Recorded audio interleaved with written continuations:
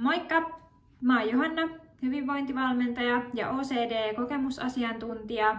Ja mä haluan auttaa sua vapautumaan sun mielen loopista käyttämällä niitä menetelmiä, joista mä itse sain todella paljon apua. Ja loppujen lopuksi vapauduin omasta OCD-oireilusta, pakkoajatuspainotteisesta oireilusta jo täältä 15 vuotta. Ja mä sanon tähän heti alkuun, ennen kuin unohdan, että mä tykkään tosi paljon keskustella näistä teemoista. Ja toi viimeinenkin video ja blogipostaus herätti hyvää keskustelua ja myös haastoi mua ajattelemaan asioita uudella tavalla, joten jos teillä tulee mitään ajatuksia tai jotain haluatte kyseenalaistaa, niin laittakaa kommenttia tai mulle saa myös laittaa viestiä. Mä tosi mielelläni keskustelen näistä asioista. Mutta joo, sitten itse aiheeseen, eli mä ajattelin tänään puhua semmoisesta aiheesta kuin diagnoosiin tai sairauteen identifioituminen.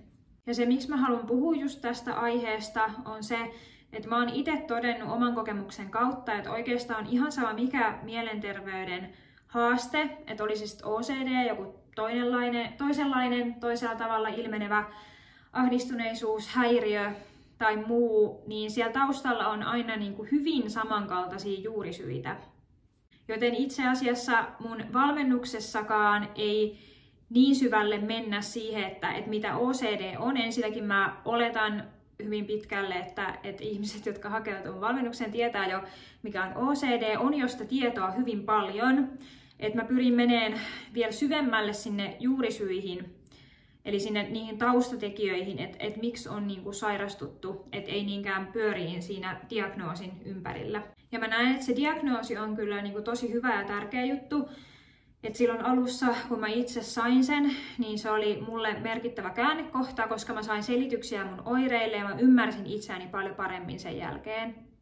Mutta se, mitä monesti helposti myös käy se, että me vähän liiallisesti identifioidutaan siihen sairauteen ja niin koko elämä alkaa vähän niin kuin pyöriä sen ympärillä. Et jos me puhutaan siitä tosi paljon ja se puhuminenkin on siis todella hyvä asia, varsinkin siinä alkuvaiheessa, mutta jos se on enemmänkin semmoista, että me ehkä haetaan sitä vakuuttelua johonkin meidän pakkoajatuksiin tai että se ei ole semmoista niin ratkaisukeskeistä se keskusteleminen, niin silloin se ei välttämättä ole niin hyvä asia. Ja sitten se kans, että voi olla tosi hyödyllistä lukea muiden kokemuksista, vaikka jossain Facebook-ryhmissä tai käydä vertaistukiryhmissä keskustelee ja näin, kuullaan vähän muiden kokemuksista, että se myös avartaa mieltä ja tulee sellainen olo, että okei, mä en ole yksin näiden asioiden kanssa, että muistan, että se oli itsellekin semmoinen niin kuin tosi helpottava omalla tavallaan oivallus silloin, kun aloin lukea vähän enemmän muiden ihmisten kokemuksista.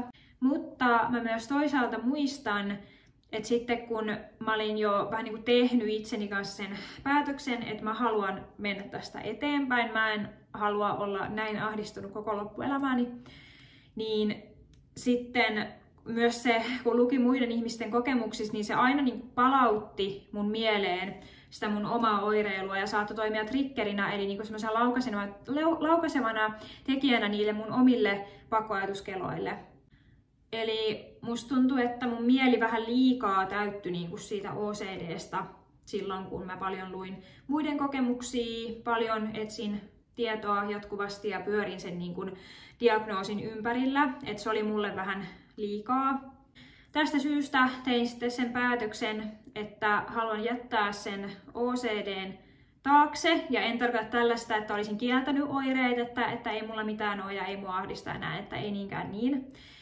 En suhtautunut siihen sillä tavalla, vaan ennemminkin sillä tavalla, että okei, että mulla on nyt niinku tätä ahdistusta, koen ahdistusta päivittäin, mutta tämä ei ole loppuelämän kestävä tila ja tästä voi parantua, tämä voi mennä paljon parempaan suuntaan.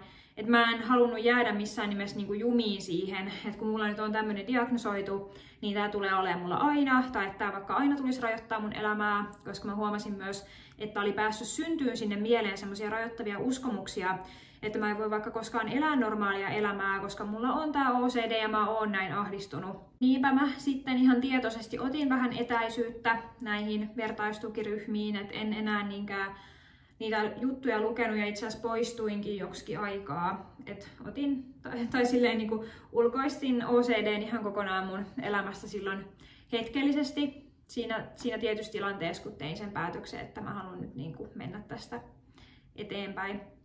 Ja tämä ei ole nyt niin kuin missään nimessä mikään kehotus poistua mistään vertaistukiryhmistä tai mitään tämmöistä, vaan enemmänkin kehotus siihen tutkailemaan sitä omaa suhtautumista ja suhdetta siihen OCD-hen, että mitä se niin kuin sen diagnoosin ja oirekuvan ajatteleminen, mitä reaktioita se saa sussa aikaa, miltä se niin kuin tuntuu. Tuntuuko se hyvältä ja semmoiselta, että se auttaa sua, että sä vaikka luet muiden kokemuksista, että onko se sulle niin kuin hyvä juttu tässä kohtaa, niin se on se, mitä jokaisen ehkä olisi hyvä miettiä, ja nimenomaan jokainen itse tietää, mikä on itsellensä niin kuin hyväksi. Koska sekin on tärkeää ymmärtää, että se, mitä me ajatellaan, niin se vahvistuu.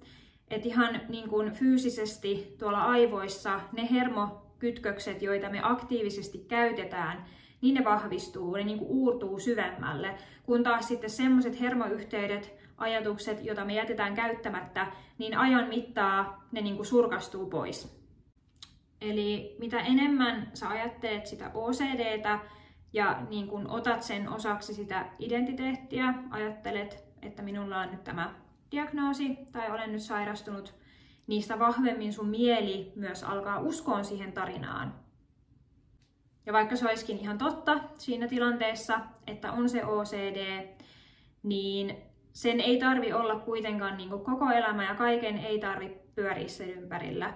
Et mitä vähemmän mä itse ajattelin sitä koko asiaa, niin sitä enemmän mun mieleen tuli tilaa kaikille muille asioille.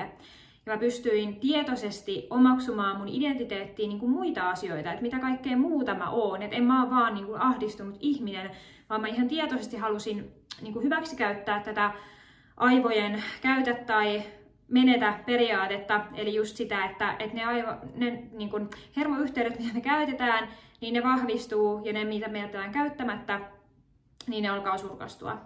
Ja tämähän ei tietenkään tarkoita sitä, että ne mun oireet olisi tosta noin vaan kadonnut mihinkään, että kyllä sitä ahdistusta edelleen oli, mutta se ei ollut niin voimakasta, koska mulla ei ollut enää sitä niin kuin tarvetta tavallaan lokeroida itseäni ja samaistua siihen OCD-hen, jolloin ne kaikki, mitä siihen oli liittynyt, mulla liittyy just paljon häpeää siihen diagnoosiin, niin ne tämmöiset häpeän tunteet ja siihen itse diagnoosiin liittyvät tunteet alkoi laimenemaan, jolloin mä pystyin taas tunnetasollakin enemmän sitten tuntemaan niitä positiivisia tunteita ja semmosia, jotka vei mua eteenpäin siinä mun tilanteessa.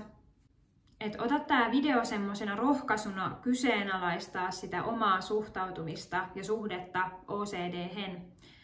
Koska se oli se sitten OCD tai mikä tahansa vaikka krooninen kipu tai muu sairaus, niin meillä on monesti tapana se, että me tosiaan identifioidaan siihen sairauteen ja se elämä alkaa vähän niin kuin liikaa pyöriä sen ympärillä. Vaikka sitä ei tietenkään pidä eikä voi sivuuttaa, se pitää ottaa sillä tavalla vakavasti ja hommata itselleen asianmukaista hoitoa.